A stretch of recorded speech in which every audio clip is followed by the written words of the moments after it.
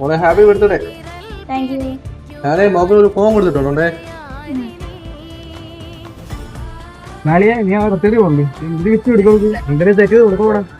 നീ എവിടെയായിരുന്നു? നീ ബർത്ത്ഡേക്ക് ഒന്നുമില്ലല്ലേ? അവളെ വെച്ചിട്ടുണ്ടോ നിനക്ക്? ഇപ്പൊ ഞാൻ പണി കഴിഞ്ഞിട്ട് വന്നു, അങ്ങോട്ട് പോകണ്ടേ?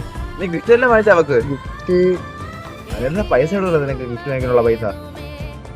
നമ്മളെല്ലാം അടിപൊളിയായിട്ട് നല്ല സൂപ്പർ ഗിഫ്റ്റ് വാങ്ങിച്ചു കൊടുക്കുന്നുണ്ട് നമ്മൾ. ഇപ്പോഴാണോ വരുന്നത് എല്ലാം കഴിഞ്ഞിട്ട്? അവിടെ ജോലി കൂടുതലായിരുന്നു, ഇറങ്ങാൻ പറ്റിയില്ല. എല്ലാരും പോയി.